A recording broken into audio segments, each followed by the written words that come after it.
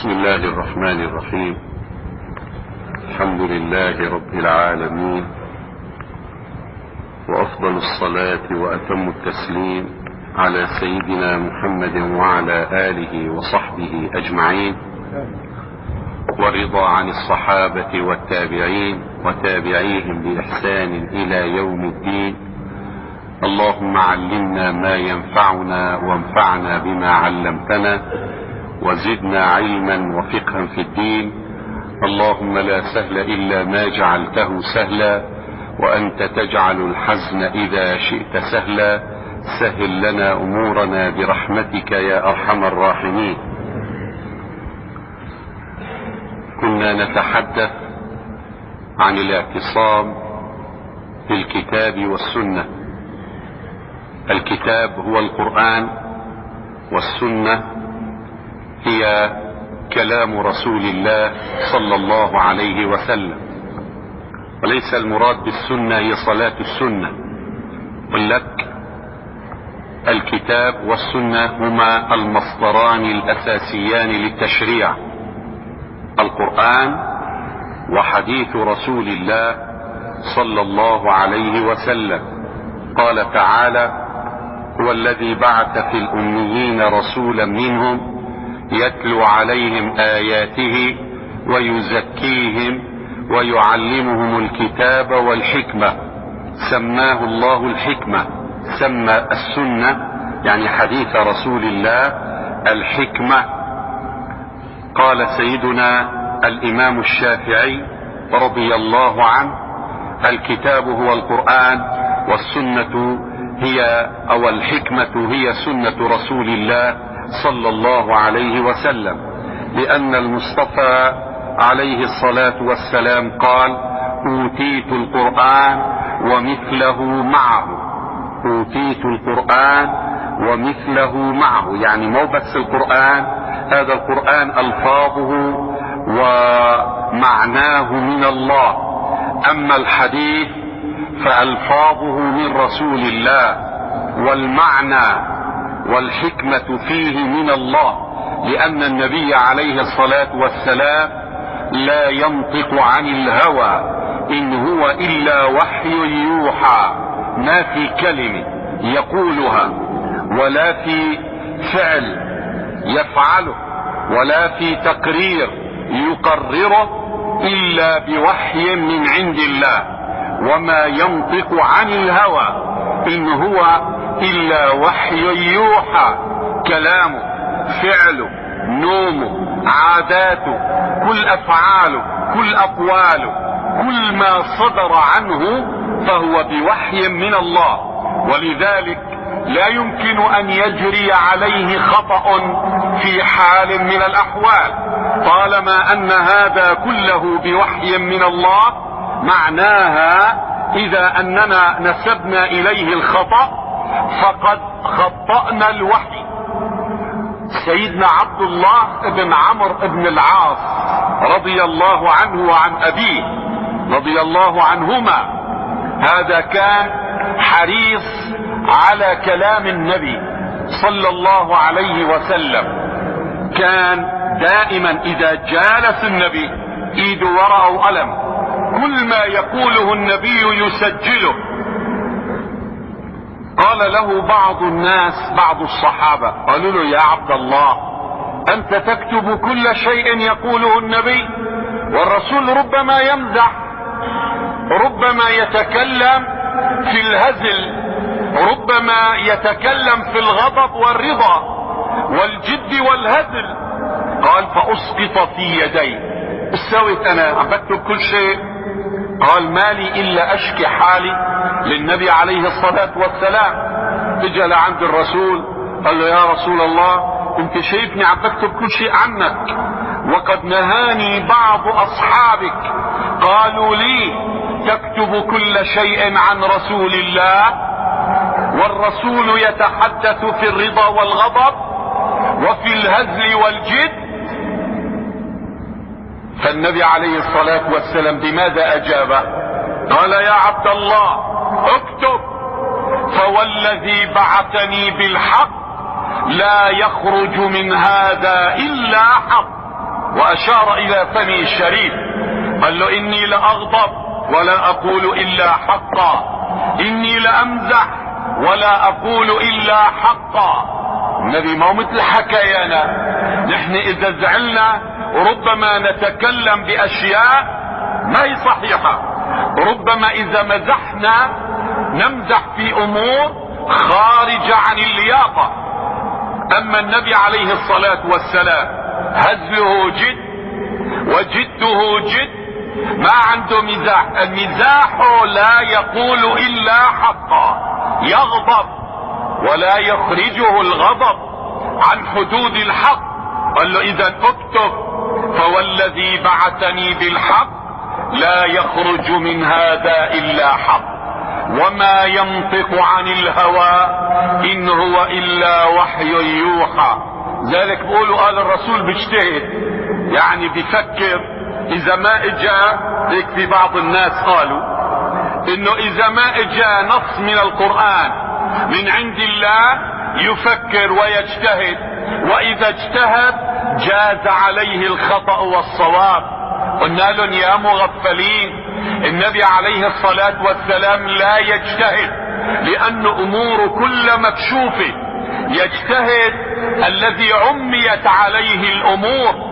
قال صلوات الله عليه في حديث الإسراء والمعراج: فوضع الرحمن يده بين كتفي فوجدت بردها بين ثديي فعلمت علم الأولين والآخرين. رسول ما في شيء بيخطئ فيه أبدا أبدا أبدا، ولا يخطر على بالك أن النبي عليه الصلاة والسلام يخطئ في كلمة أو في تصرف أو في فعل أو في تقرير أو في موقف من المواقف.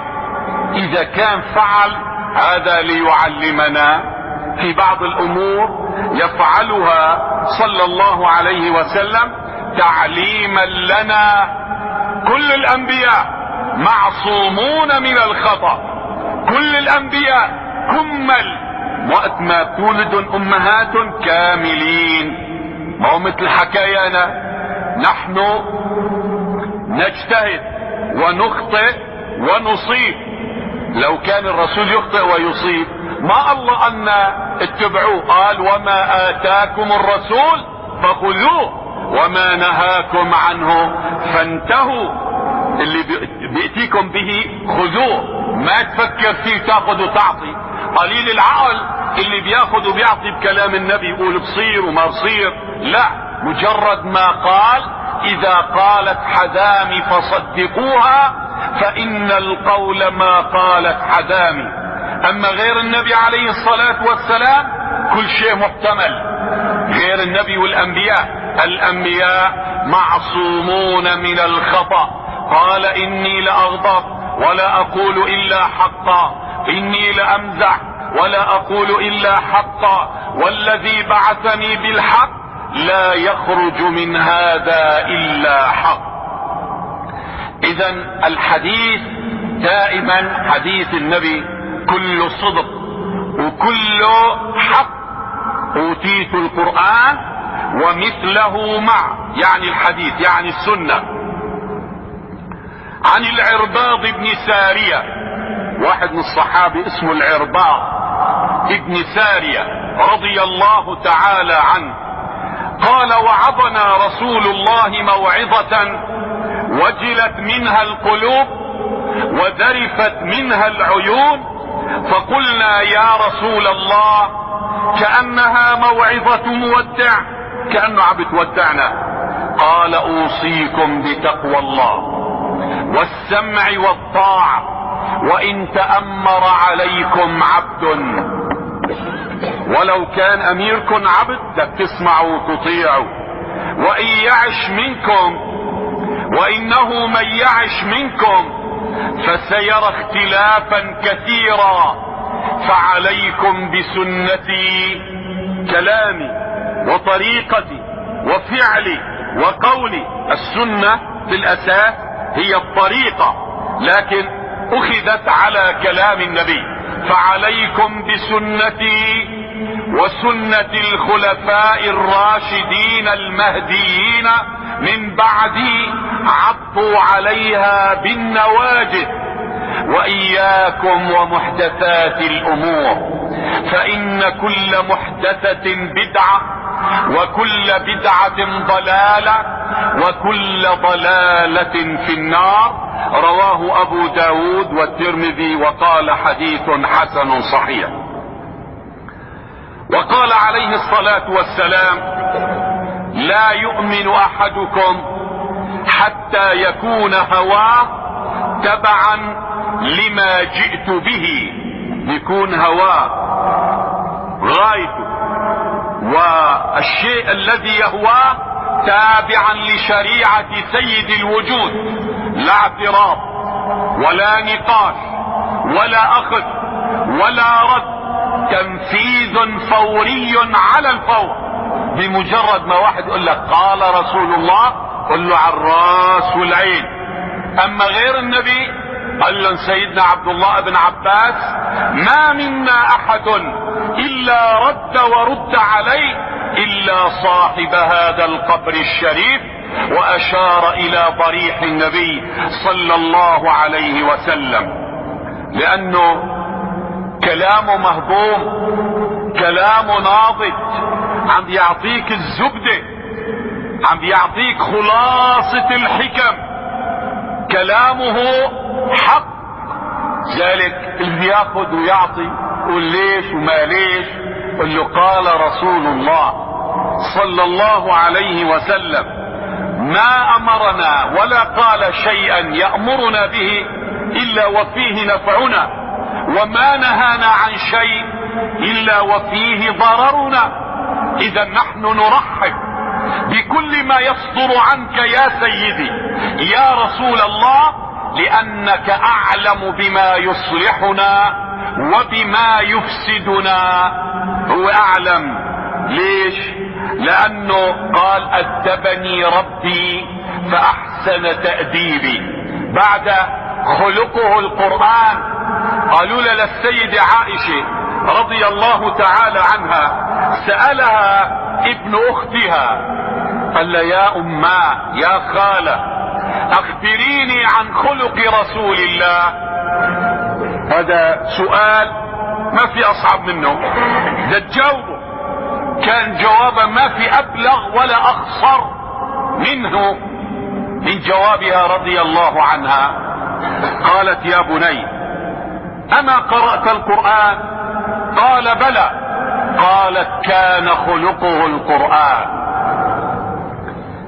اذا بدك تعرف على اخلاق النبي اقرأ القرآن.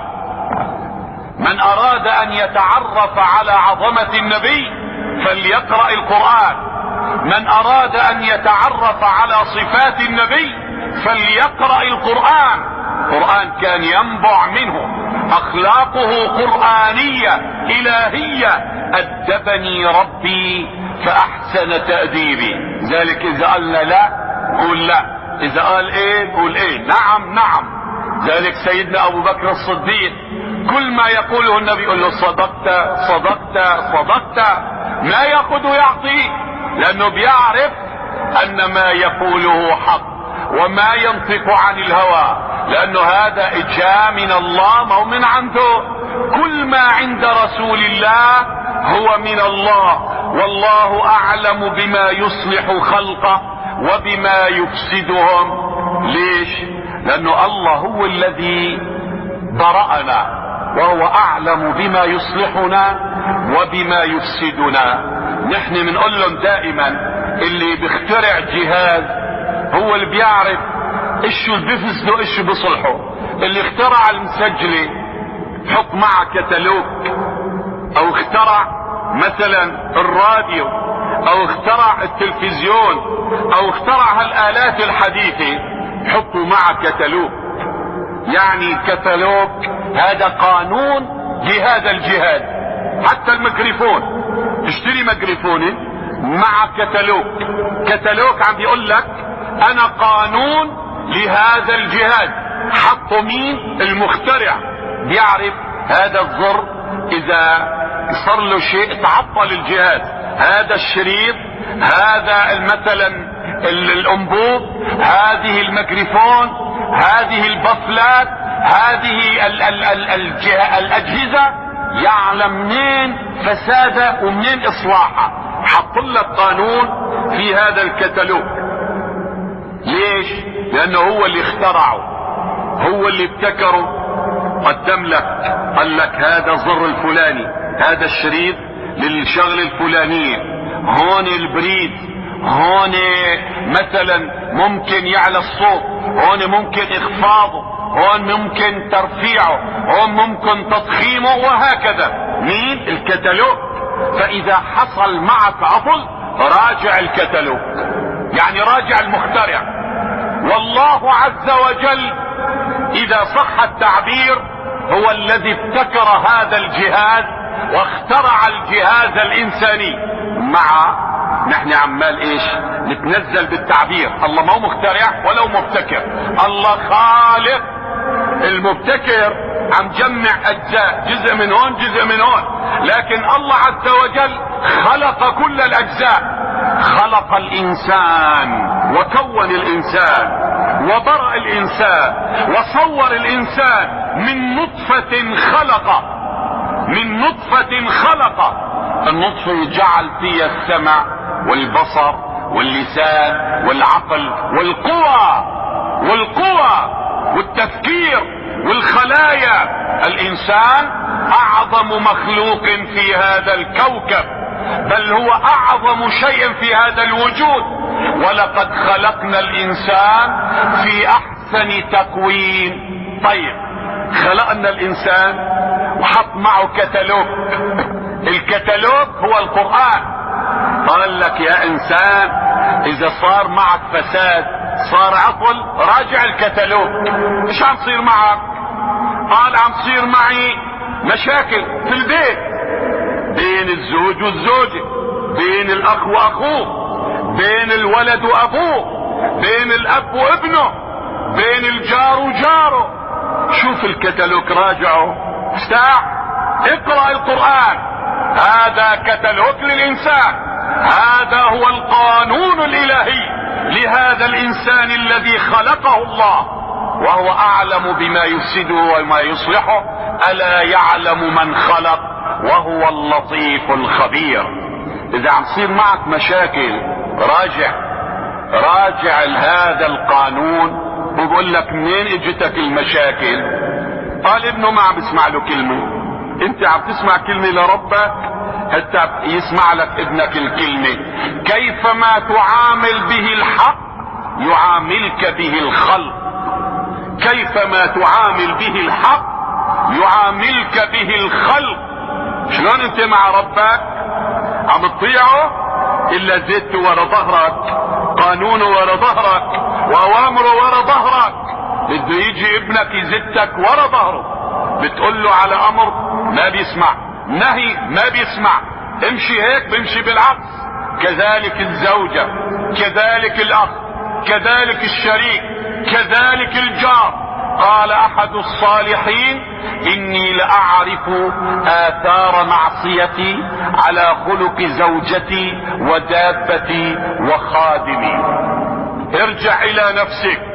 فرجعوا الى انفسهم قالوا انكم انتم الظالمون. اذا القرآن قانون الهي، هو اللي خلق الانسان، خلق له قانون يناسبه، خلق له قانون يناسبه. فنحن بنيجي نقول صير وما بصير وهذا ما بحسن عليه. لا، اللي خلقك هو اعرف منك، ما عم بكلفك فوق طاقتك. لا يكلف الله نفسا الا وسعها، لا يكلف الله نفسا الا وسعها. ولكن يا انسان انت تركت هذا القانون، تركت هذا التشريع، تركت هذا الطريق، فانحرفت بك السبيل وانحرفت بك الطريق ونزلت الى الهاوية والى الهوة السحيقة. فعليك بالرجوع، واتقوا يوما ترجعون فيه الى الله. اذا لا يؤمن احدكم قال عليه الصلاة والسلام: لا يؤمن احدكم حتى يكون هواه تبعا لما جئت به. الصحابي لما كان يصدر الامر بمجرد ما النبي يذكر كلمة كانت تنفذ على الواقع، ما كان يقولوا له بصير وما بصير. قال لهم: اتركوا اوطانكم، تركوها. هاجروا المرة الاولى الى الحبش والمرة الثانية الى الحبش. قال لهم: خلينا نجتمع في شعب ابي طالب. قاطعتهم قريش. قال لهم: قاطعوا الاباء، قاطعوا الامهات، اذا كان امك كافرة قاطعوها، قاطعوا العشيرة قاطعوها، قاطعوا البلد، هاجروا. امرهم بمقاطعة العشيرة قاطعوها، امرهم ببذل الاموال بذلوها، امرهم بتقديم الارواح قدموها، امرهم بالغالي والنفيس بذلوا كل ذلك، لما يعلمون عندهم يقين انه كل امر يصدر من النبي لصالحهم. واحد عمال يسعى لصالحك، شلون عم تاخذ وتعطي معه؟ مثل الاب الحريص على ابنه، عم بدرس له اوضاعه وعم بيهيئ له الجو وعم بيجني له المال وعم ببني له البيت وعم بهيئ له السيارة، عم بهيئ له كل شيء مشان مصلحته. بيجي الولد الاحمق يقول: انا ما بدي اطيع ابوي عم يشتغل ضدي، ابوي ما بفهم. قل له: انت البعيد ما بتفهم، ابوك يحرص عليك اكثر من حرصك على نفسك بما لا يقاس. هو ارحم بنفسك منك، برحمك اكثر ما بترحم نفسك، بيعرف مصلحتك اكثر ما تعرف مصلحتك انت. وكذلك الله وكذلك رسول الله صلى الله عليه وسلم. ذلك الصحابي ما عندهم كلمة لا ابدا.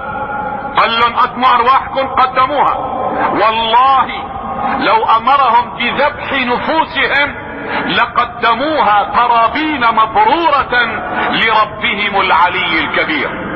كانوا الصحابة يلبسوا ذهب قبل ما يحرم الذهب.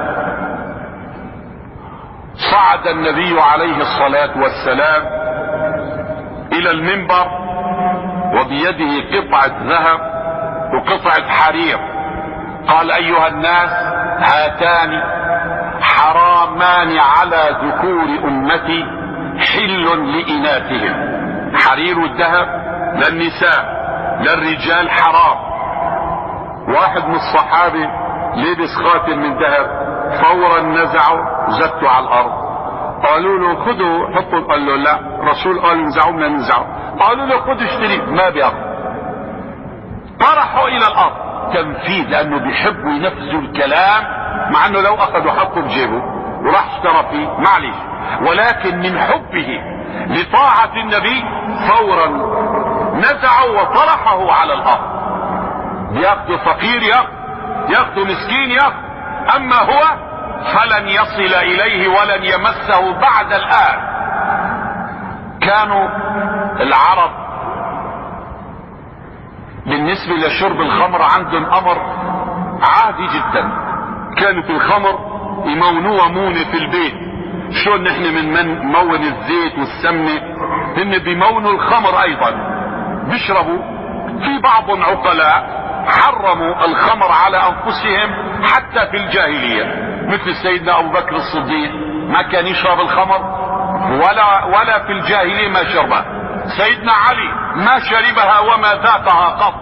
كثير من الصحابة، لكن الاكثرون عندهم شرب الخمر عادي، مونة، عندهم جرار خمر في البيت. نزلت الآية الكريمة: انما يريد الشيطان، انما الخمر والميسر والانصاب والازلام. الانصاب يعني الاصنام، والازلام اي القرعة اللي بيقترعوها امام الصنم. يعني كان اول بده واحد يسافر بيجي عند هبل او اللات والعزى، جيب عصايتين او 3 عصي، يكتب على وحدة نعم، وحدة لا، وحدة فاضية. جيبن هالعصي 3 حطن امام الصنم، بعدها بقول له لواحد خذ لي وحده ياخذ، اذا كان طلع نعم سافر، اذا طلع لا ما بيسافر، واذا فاضية برد بعيد. هي اسمها الازلام، مو زلام. مثل واحد جاهل بشكل عالم قال لي سألت سؤال لواحد على حسب في طالب علم او شيخ او كذا، قال له مرت معي آية انما الخمر والميسر والانصاب والازلام. ايش معنات الانصاب والازلام؟ فكر هذا، ما قال له ما بعرف. سيدنا ابو بكر الصديق سألوه على كلمة من القرآن قال له ما بعرف. قال له ما بتعرف؟ قال له ايه ما بعرف. اي سماء تظلني واي ارض تكلني اذا تكلمت في كتاب الله ما لا اعلم. لا اعلم، واحد ما بيستحي من كلمة لا اعلم. مين؟ خليفة رسول الله. وهذا قال له ايش معنات الانصاب والازلام؟ طلع هيك قال له ايه سهلة، هدول في زلام بنصبوا عرجيل، في زلام بنصبوا عرجيل. الازلام الاقتراع امام الاصنام، والانصاب جمع نصب، والنصب هو الصنم. قولوا النصب التذكاري، نصب صنم هيكل. الانصاب هي الاصنام. لما نزلت الايه انما الخمر والميسر يعني القمار والانصاب والازلام رجس من عمل الشيطان فاجتنبوه لعلكم تفلحون انما يريد الشيطان ان يوقع بينكم العداوة والبغضاء في الخمر والميسر ويصدكم عن ذكر الله وعن الصلاة فهل انتم منتهون؟ فورا قالوا انتهينا يا رب انتهينا. مجرد ما سمعوا الآية ما في اخذ ورد، ما في تلاعب، ما في تلكؤ، قالوا انتهينا. هبوا هبة رجل واحد. وين؟ على البيت. يدخل واحد على البيت يقول لا يا أمة الله يا أم فلان ايش في عنا خمر؟ جيب لهم كلهم، جيب له جرتين 3 4 يوقف على باب داره ويريقها حتى تحولت أزقة المدينة إلى سواقي تجري فيها مادة الخمر. ما في تلكؤ أبدا. واي حدا يفكر يشرب، كانوا متعودين من الصغر، ما بقول في حدا منهم يخطر في باله ان يشرب الخمر. تنفيذ فوري، لانه يعلمون ان الامر مين الامر ومين الناهي، مين المشرع. حريص عليكم بالمؤمنين رؤوف رحيم.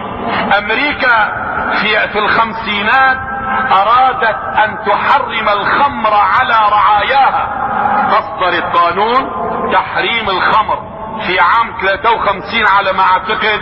الولايات المتحدة شافوا اضرار الخمر على الكبد، على القلب، على الشرايين، على العقل، على المخ، بعد حوادث سير لها اول وليس لها اخر، فحروا اصدروا قانون بتحريم الخمر. ما فادوا ولا شعراي.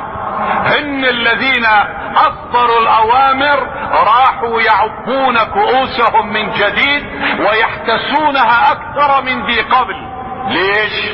لانه هذا تشريع وضعي، هذاك تشريع الهي محمدي. المشرع مين؟ الامر مين؟ الناهي مين؟ قالت له الله امرك بهذا؟ قال نعم. قالت اذا لا يضيعنا الله. قال ما الامر؟ انت وربك، انا ايش لي دخل؟ فهكذا كان الصحابة لما نزلت ايات الحجاب. ايات الحجاب لما نزلت كانوا الصحابة نظن كانوا النساء الصحابة مفرعات، لا، كان العرب في الجاهلية المرأة عندها حياء، مشهورة بالحياء، والشباب العرب كان عندهم نخوة وشرف. المرأة كان يظهر منها وجهها وكفيها. لما دخلوا في الاسلام قبل ان تنزل ايات الحجاب اكثر نساء المسلمين كانوا يغطوا على وجوههم، بدليل في السنة الثانية من الهجرة قبل ان تنزل ايات الحجاب ب3 سنوات، لانه ايات الحجاب نزلت في السنة الخامسة، سنة اولى وثانية وثالثة ورابعة وخمسة، 5 سنوات ما نزلت ايات الحجاب. امرأة من الانصار عندها كأنه حلي، عندها ذهب، نزلت قالت له لتاجر يهودي صايل، قالت له ممكن يعني تشتري هالقطعة من الذهب؟ قال له ممكن بشرط تكشفي عن وجهك، انت عارف مين عبيعني ولا من بدي اشتري. نهرته. فهو غمز لواحد من وراء، اجاها هي قاعدة على حجر، شكل ثوبة من ظهرها، فلما قامت انكشفت رجلاها. صاروا يضحكوا ويتكركروا ويستهزئوا اليهود، سوق بني قينقاع. لمن صار يضحكوا وهي عرفت انها مكيدة، صاحت واسلاما ومحمدا، وكلهم يهود. مين كان فيه؟ كان واحد من الانصار في السوق عقله طار، ايش هو محمدا واسلاما، وعنده نخوة دم غلا. اذا ما الدم غلا ما في فائدة. الدم هو نحن مصيبتنا عند الدم. في دم في كل خير، ما في دم على الدنيا السلام. يعني في نخوة قل له عنده دم الا ما عنده دم. الدم عم ببرد كل ماله، في وسائل مبردات عم بتبرده. هالشيء اللي عم بيشوفوه هي كلها وسائل للتبريد، عم بتبرد الدم. يرى القبيح على اهله ويسكت. فغلى الدم، سحب السيف وجاء الى مصدر الصوت، وجد يهودي عم بتضحك، علاه بالسيف فقضى عليه، على الصائر، ما في غيره في السوق. هجمت عليه اليهود، قاتلوا قضوا عليه. ومن قضوا عليه وصل الخبر الى النبي، زحف اليهم عند أزرع، ومكان اسمه أزرع معروف الى الان. هناك نزلوا، فنزلت عليهم نار من السماء فاحرقتهم. الشاهد في هذه القصة انه امرأة غطت على وجهها، ما كشفت قبل ان تنزل الحجاب. قبل ان تنزل ايات الحجاب كانوا يغطوا على وجوههم، لما نزلت من باب اولى واولى واولى. فقبل نزول الحجاب قولوا له اللي بيقول لك غطى الشرعي وغطى ما بعرف ايش كذب، من الكذب هذا الجيبوه منين تجيبوه ما بعرف. لك منين هالغطى الشرعي تجي؟ غطى الشرعي للمرأة في الصلاة، في الصلاة بس تكشف عن وجهها ويديها وكفيها. لانه وين جمال المرأة؟ وين فتنة المرأة الا في وجهها؟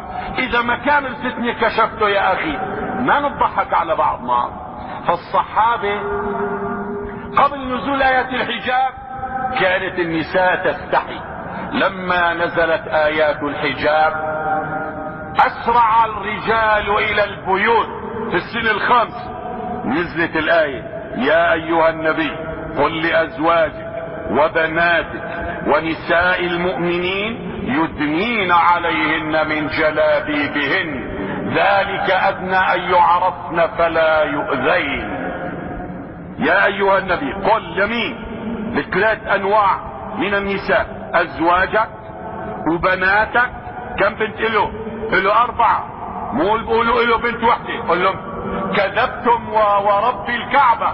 الله قال وبناتك، يعني زينب ورقية أم كلثوم فاطمة، هذول بناته. مو بس السيدة فاطمة، لا، السيدة فاطمة زوجة سيدنا علي. سيدنا عثمان اخذ 2، ذلك اسمه ذو النورين. قل له ليش الله سماه؟ الرسول ليش سماه؟ الصحابة ليش قالوا عليه ذو النورين؟ المسلمون ليش قالوا عليه ذو النورين؟ لانه تزوج رقية وام كلثوم. ماتت رقية. لمن ماتت؟ كان سيدنا عمر عنده بنته ترملت، السيدة حفصة، مات زوجها. كانت السيدة حفصة تسمى الصوام القوامي. من شدة عبادتها ومن شدة زهدها في الدنيا طلع قال لك ما في غير عثمان، هذا ترمل، ما روح بعض بنتي عليه، وهذا جائز. لكن ما ترخصوا بحالكم، ما بتعرض الا بشوف اهل للعرض، والا من رأى ما حدا رخيص. بنشوف انسان محترم غيور كفء صاحب نخوة صاحب شرف صاحب دين، ولو كان قلا في المال معليش هذاك الوقت نعرض عليه. اما نعرض على الرايح والجاي ما هي كويسه في حق الانسان ولا في حق بناته. راح عليه قال له يا عثمان انت توفت بنت رسول الله، وعزاه طبعا.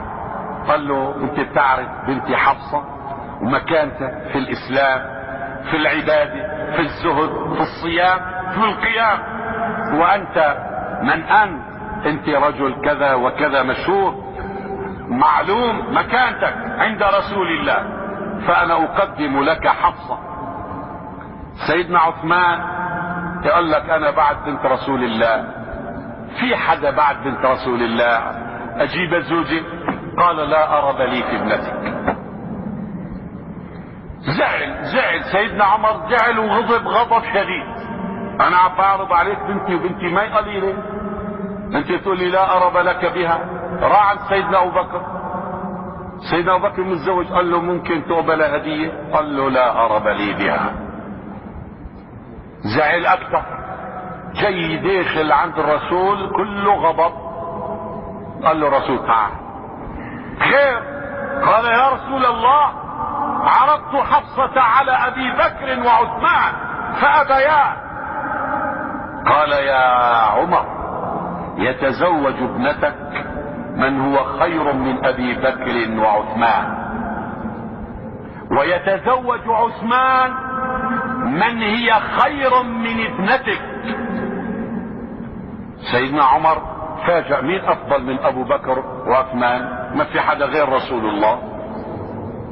عرف ان الرسول خطبها بعد اجا سيدنا ابو بكر. قال له يا ابا حفص يا عمر انا ليش رفضتها؟ مو مسأل إلها، لا، انا رأيت رسول الله يذكرها بخير. قلت لعل النبي عليه الصلاة والسلام اراد ان يضمها الى نساء امهات المؤمنين فسكت، ما قلت لك الي راضي فيها ولا هي ما هي قليلة. بعد عثمان حق معه لانه بنت رسول الله راحت، الرسول عوضه زوجه ام كلثوم، مكثت عنده سنة وتوفت. اصيب مرة ثانية، ايش قال له النبي؟ قال يا عثمان لو ان عندي 40 بنتا لزوجتكها واحدة تلو الاخرى. فاذا بناته 4 مو واحدة. حدا يحط في بالكم او في ذهنكم يقول له ما في قال غير السيدة فاطمة، قل له كذبت ورب الكعبة بنص القرآن يا ايها النبي قل لازواجك وبناتك. ايش قالوا؟ بناته يعني النساء كلهم. قلنا له لا، الايه بعد قالت ونساء المؤمنين، يعني الله بيكرر ما بيكرر. اذا في زوجات وفي بناته 4، في نساء المؤمنين عامة يدنين عليهن من جلابيبهن ذلك ادنى ان يعرفن فلا يؤذين. لما نزلت هذه الآية تلقفها الرجال واسرعوا الى البيوت يتلونها على نسائهم، فطفق النساء يصلين خلف رسول الله وعليهن من السواد كأنهن الغربان. هذا في صحيح البخاري، كأنهن الغربان من السواد. الغربان والغربال، غربان جمع غراب، الغراب اسود، يعني شبهون بالسواد. المرأة من سوادة كأنها الغراب، من فرقها الى قدمها ما بدين منهم. شلون بده يمشي لك؟ ما في بشايات، تحط ثوب سميك على وجهه تنقبه نقب بحجم البب والعين، شي تشوف مواضع مسيرة ومواضع طريقة، ذلك سموه نقاب. ليش سموه نقاب؟ لانه بتنقبه يعني تنقض الثوب اللي حطته على وجهه، ثوب سميك مثل اللي عم تلبسه تماما، فبتنقضه نقض او نقبين محل البق والعين، مو تحط لهون وتحط لهون وبين العيون وبين الانف وبين ايش الجبهه ومتزينه وفي كحل وفي الى اخره. هذا والله ما هو حجاب، لو ما تتنقب احسن. هذا ما هو نقاب. النقاب كانت نساء الصحابه وامهات المؤمنين وبنات النبي ايش يساووا؟ يحطوا الثوب على وجههم وينقبوه نقب، ما تبين حتى لما تمشي حتى ولا تبين انه في شيء من وراء الايش هذا الثوب اللي على وجهه، بس شو الطريقة شلون بدها تمشي بس. فكأنهن الغربان من السواد. هذا يفيد هذا الحديث انه لباس المرأة اسود، ما يصير لا فاتح ولا كاشف ولا فضي ولا احمر ولا اصفر ولا بيج ولا اخضر ولا زيتي ولا شيء، انما هو الغامق السواد. السواد كأنهن الغربان من السواد. السواد بطفي الفتنة. اما لو كانت متغطية ولبسة خمري او لبسة اصفر او لبسة ابيض، لا اذا ما لبست اشياء يعني هذا شيء من التلاعب باحكام الشريعة. المرأة لباسها السواد. هكذا كانت نساء الصحابة في اطهر جيل وفي افضل العصور. افضل عصر مر على تاريخ البشرية هو عصر النبي، عصر الصحابة. اذا في عصر النبي وعصر الصحابة هيك كان لباسه، ايش لازم يكون لباسه الان؟ ايش لازم تلبس الان؟ اذا كان لباسه في عصر الطهارة، في عصر الفضيلة، في العصر الذي قال فيه النبي خير القرون قرني، يعني زماني، ثم الذين يلونهم ثم الذين يلونهم بعد. قال يأتي على الناس زمان يصبح الرجل مؤمنا ويمسي كافرا ويمسي مؤمنا ويصبح كافرا. هناك حديث كنت انا في القاهرة، كان هيك في اجتماع مع بعض المهندسين والاطباء، قلت هذا الحديث، واحد ذهل قال يا استاذ على مهلك ده اسجل هذا الحديث لانه هذا الحديث اشفى غلتي وما سمعت بمثله. قلت له سجل. قال صلوات الله عليه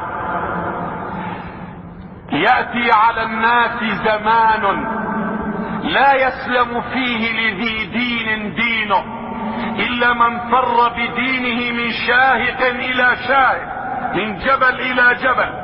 فاذا كان ذلك كذلك لم تنل المعيشة الا بسخط الله. فاذا كان ذلك كذلك كان هلاك الرجل على يدي زوجته ووالده وولده، فإن لم يكن له زوجة وولد ووالد كان هلاكه على يدي أقربائه أو الجيران. قيل مما ذاك يا رسول الله؟ ما هو السبب؟ قال يعيرونه بضيق المعيشة فيورد نفسه الموارد التي يهلك فيها. عشان ما يقولوا علينا في اللحين إن نروح نشتري وناكل حرام ونرتشي ونغش ونخدع ونمكر عشان نجمع المال، عشان نظهر بمظهر الأكابر، عشان نلبس لباس الأكابر، يعني أكابر مجرميها. الأكابر من الأكابر؟ الأكابر أتباع هذا الدين هم الأكابر. أما هذوليك الأصاغر، هذوليك هن الأصاغر. الأكابر المتمدن حقيقة المتبع سيدنا محمد، هذا المدني، هذا المتمدن. اذا بدك تشوف واحد متمدن كيف اتباعه للنبي صلوات الله وسلامه عليه، بفتخر، بعتز، برفع راسه، يقول لك النبي كان هيك. مين الناس كلهم؟ مين الناس؟ من الناس امام رسول الله وامام عصر النبي صلى الله عليه وسلم؟ نطلع على الناس، اللي بيطلع على الناس والله يهوي في قعر جهنم. اللي بيقول كل الناس هيك قل له يا حيق عليك، اذا شريعتك كل الناس هيك وين بقى دينك؟ وين ضميرك؟ قل له يا اخي ساوية، والله كل الناس هيك يا حجي، والله يا شيخ كل الناس هيك. ايه دينك كل الناس هيك؟ طيب اذا الناس احترقت، صار حريق في البلد، صار حريق في البلد، قلنا لك انت بسعر هالناس خلي يحترق بيتك، قل لا خلي بيتي ما يحترق، على اول تحترق البلد كلها بس بيتي يسلم. هون بتقول بس بيتي يسلم، وهنيك ليش ما قلت بس اسلم؟ لا تقول كل الناس هيك. لا يكلف الله نفسا، لا تكلف الا نفسك، كل واحد مكلف. الله ما بيسألك عن الناس، يسألك عن نفسك. في القبر، في الصراط، في الحساب، تيجي الله قال لك ليش هيك سويت يا عبدي؟ قل له كل الناس هيك، اهل الحارة واهل البلد والناس كلها هيك. بقول لك الناس حطيتها كلها في قعر جهنم، انت بدك تكون معهم في قعر جهنم. ايش بتريد هذاك الوقت؟ تنجو. تقول له يا رب انا اريد ان انجو الان، اهدنا الصراط المستقيم. اللي يمشي على الصراط يوم القيامة اللي هو ارفع من الشعر واحد من السيف، الصراط هلا امشي على الصراط كويس، تمشي هناك كويس. الصراط الان، وان هذا صراطي مستقيما فاتبعوه ولا تتبعوا السبل فتفرق بكم عن سبيله. قال الصراط جسر ممدود فوق جهنم، ارفع من الشعر واحد من السيف، وطوله مسيرة 500 عام. بدنا نمشي فوق، بدنا نعبر فوق الى الجنة. تحت ايش فيه؟ سقط، لظى، الهاوي، في الجحيم، السعير، نار جهنم. في كلاليب على اليمين وعلى الشمال، كل كلاب عليه اسم ذنب، كلاب عليه اسم الربا، كلاب عليه اسم الزنا، كلاب عليه الخمر، كلاب عليه اكل الحرام، كلاب الغيبة، كلاب النميمة، كلاب الظلم، كلاب كل عمل من اعمالنا له كلاب. حتى الاعمال الصغيرة التي هي ادق من الشعرة الى كلاب خاص. بدك تمشي بقى على الصراط اللي هو ارفع من الشعرة، والكلابات عن اليمين وعن الشمال. مجرد ما يخطي ويكون حامل احد الاعمال ناولوا الكلاب. رسول شبهه شوك السعدان. شوك السعدان هذا في البرية شوك هيك طويل له عكفة مثل عكفة الغمزوية، اولي سموها غمزوية للحمالين. هذا الرسول سماه شوك السعدان. قال هل تعلمون ما شوك السعدان؟ هذه الكلاليب مثل شوك السعدان. جرد ما واحد يمر ناولوا كلاب، هوى في جهنم 70 خريفا، 70 سنة هو عم يطب، 70 سنة تا يوصل للقاع، برد بطلع 70 صار 140، برد ببدا بقى من اول وجديد. تم بيمشي وتم بيقع آلاف السنين، مئات الآلاف. هذاك الوقت لا بتنفع الرشوة. قل له يا أنا ابن فلان، أنا ابن علان، أنا وزير، أنا ملك، أنا سلطان، أنا إلي جاه، أنا إلي مقام. يوم لا ينفع مال ولا بنون إلا من أتى الله بقلب سليم. هون امشي على الصراط كويس، لا تعلوجي في الكلام وبالفعل. في ناس بعلوجوا في الكلام، بعلوجوا بالفعل، في البيع، في الشراء، في المعاملات. لا تتزاغل، لا تطلع وتنزل، امشي ساوي ساوي، انت تمشي هناك ساوي. لذلك الله حط لنا سورة الفاتحة في كل ركعة. اهدنا الصراط المستقيم صراط الذين انعمت عليهم من النبيين والصديقين والشهداء والصالحين وحسن اولئك رفيقا. لكن استثنى اثنين، غير المغضوب عليهم ولا الضالين. من المغضوب عليهم؟ الاساس ان اليهود، والضالين النصارى، هذول في الاساس. ولكن المغضوب عليهم كل واحد بيعرف وبيحرف، هذا بصير من المغضوب عليهم، هذا بتبع اليهود. غير المغضوب عليهم الذين يعرفون ويحرفون. اذا بتعرف وبتحرف، ان كنت لا تدري فتلك مصيبة، وان كنت تدري فالمصيبة اعظم. اللي بيعرف وبيحرف هذا ذنبه مضاعف. اما اللي ما بيعرف ما هو عذر كمان، لازم يسأل، لازم يحضر، لازم يصاحب، لازم يجالس الصالحين. ما بعرف بسأل اللي بيعرف، بجالس اللي بيعرف. جاهل بجالس العالم، بسأل العالم. حتى ما ابقى في ظلمات بعضها فوق بعض، خاصة في اخر الزمان. الظلمات متراكمة، يعني شلون السحب الداكنة، شيء اقوى من هيك. اذا اخرج يده لم يكد يراها، ومن لم يجعل الله له نورا فما له من نور. انا بنصحكم يا شباب في اخر الزمان، نحن في اخر الزمان، النجاة. امامنا موت، امامنا قبر، امامنا حساب، امامنا ميزان، امامنا صراط، امامنا صحف. وبلحظة تنتقل من هذا العالم الى ذلك العالم. ما بينفعك هذاك الوقت شيء ابدا، لا مالك اللي عم تجنيه، ولا ولدك اللي خلفته وخلفت له مشان يعيش في الارض الفساد. وانت محاسب، ايها الغني، ايها التاجر، يا من تجمع المال من حله ومن حرامه. حينما توضع على خشبة الغسل، في حدا ما بيتحط على خشبة الغسل؟ قل لي نعم انا. ما حدا، الكبير والصغير، ما في الكرة الارضية.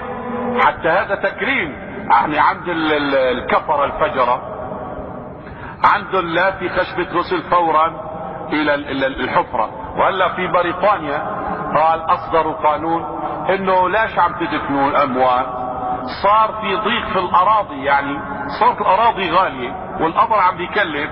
ايش يساوي لكان؟ قال في محرقة، هالميت مات بحرقوه، صير صفي بجمعوا، حطوه في اطرميز، ناولوه لابنه، لابن الميت او لاخو الميت او لابو الميت. خذ هذا ابوك اطرميز، حط ابوه الاطرميز على الرف، هذا ابوي. لا، الاسلام لا. ولقد كرمنا بني ادم. في الهند بيحرقوه. مين بيحرق الميت؟ ابوه او ابنه، اقرب الناس اليه بيحرقوا سي صفية. بعد ما عبيه باطرميز حطوا عنده في البيت. نحن لا، نحن بنجيبوه بغسلوه بالماء الفاتر، حطوا له عطر، حطوا له طيوب، حطوا له اشياء كل رائحة طيبة، وعلى ملة رسول الله، بسم الله وعلى ملة رسول الله. بقلبوه برفق، بقروا له وبدعوا له، بشيعوه، وتمشي الناس وراءه بقراءة القرآن، بالدعاء. دخلوا على المسجد. في ناس ما بيدخلوا على المسجد الا هن على النعشة، لانه ما بصلوا. لا يصلي طول عمره الا يوم جيبوه في النعش بحطوه، هذاك الوقت بدخل على الجامع. في ناس ما بدخلوا على الجامع. ليش يدخل؟ لانه بيدخلوه في الاخير يصلوا عليه. دخلوه الى الجامع، وجهوه الى القبلة، اجتمعوا المسلمين، اقرباؤه، اصحابه، كل صلوا صلاة الجنازة التي تبدأ بالله اكبر، الفاتحة، الصلاة على النبي، الدعاء، تدعوا له اللهم اغفر له، اللهم ارحمه، اللهم اكرم نزله، اللهم ان كان محسنا فزد في احسانه، وان كان مسيئا او غير ذلك فتجاوز عنه. اللهم جاف الارض عن جنبيه، اللهم كذا كذا، كل ادعيه بعد اللهم لا تحرمنا اجره ولا تفتنا بعده واغفر لنا وله برحمتك يا ارحم الراحمين. بحملوه على الاعناق يمشوا فيه كالعروس التي تزف. حطوه في القبر بالحدو، وجهوا الى القبلة، بلأنوه الشهادتين، بلأنوه التوحيد، بلأنوه ماذا يجيب الملكين جواب الملكين. هذا بده هز كتاب. ما هو كل واحد. امس واحد حكى لي ابن اخ الي طالب علم، ابن اخوي طالب علم امام في احد المساجد. اجا واحد قال له اليوم توفى الي ابن عم. لا احكي لك القصة. قال له توفى وهذا تاجر، كأنه تاجر. وايش تاجر ايش؟ ما انا ما تبينت. بركوا عنده. هو جاء الموت، وصل في الاحتضار. يقولوا له يا فلان قل لا اله الا الله. يقول لهم سعر المتر 10، بعته ب15، رسماله كذا، ربحه كذا. يا فلان قل لا اله الا الله، رسماله كذا، مربحه كذا. يعيدوا يسألوا، ما يحكي غير في البيع والشراء. في النهاية لما نفخ حط اصابعه على بتمه وكز عليهم ونفخ الروح. عض على اصابعه. ويوم يعض الظالم على يديه يقول، ذكرت الآية تماما لمن قال لي قلت له صدق الله. ويوم يعض الظالم على يديه يقول يا ليتني اتخذت مع الرسول سبيلا، يا ويلتى ليتني لم اتخذ فلانا خليلا، لقد اضلني عن الذكر بعد اذ جاءني وكان الشيطان للانسان خذولا. يموت الانسان على ما عاش عليه. انت شريط حياتك كله امامك عند الاحتضار بده يكون شلون كنت. احد الصالحين قال دخلت على صديق لي عند الاحتضار فجعلت القنه الشهادة، اقول له يا فلان قل لا اله الا الله. قال ان لساني لا يحسنها. يا فلان قل لا اله الا الله. قال له ما عم بحث. قل لا اله الا الله. قال له ما عم بحث. حسبي الله ونعم الوكيل. قال له ليش يا فلان ليش لسانك ما عم بتحرك بكلمة الشهادة؟ قال له لأن لسان الميزان في دكاني قعد على لساني. قال له ايش كنت تسايب الميزان؟ قال له كان يصير فيه وسخ وطين ما اعيره ما انظفه، فكنت اغش للناس من الازيم. يعني مثلا عم بيبيع خضرة او عم بيبيع اشياء الى طين، هذا الطين عم تمتي كفة الميزان، عم بيثقل الميزان، المفروض هذا يمسحه ويعير الميزان مضبوط وبعدها يبحبحها شوي للزبون لعله يكون في شيء. فهذا ايش يساوي؟ تتراكم عليها الطين، يتراكم عليها تراكم، مو مثل اهل سوق الهال نجيبوا السحيحير الخضرة وسلط عليه خرطوم المي، خذ بقى بيغب هالخيار وبيغب هالجبس بيغب هالبطيخ بتغب هالخضرة بيغب هالخيار بتغب هالقطة هالايش هالعجور هالعقابية، كل ما بتتقل بعدها بروح بزينة. هذا ما بيحسن يقول لا اله الا الله. قال له ان لسان الميزان في الدكان وقف وقعد على لساني فمنعني من قول لا اله الا الله. فهذا جديد من الاسبوع الماضي عم تحكي لي. قال له قولوا له قل لا اله الا الله. قل له اشتريتها ب15 بعتها ب16 رسمالها كذا مربحها كذا المتر بكذا. بعد حط ايده وعض على اصابعه ونفخ الروح. ويوم هي يموت على ما عاش عليه ويحشر على ما مات عليه. يعني مات على غير الاسلام والايمان والعياذ بالله. اللهم انا نسألك حسن الخاتمة، نسألك العفو والعافية والمعافاة الدائمة في الدين والدنيا والآخرة. اللهم انا نسألك العفو والعافية وحسن الختام وحسن الايمان وحسن اليقين وحسن الصبر وحسن الرضا، وان ترضى علينا رضاء لا سخط بعدك برحمتك يا ارحم الراحمين. وصلى الله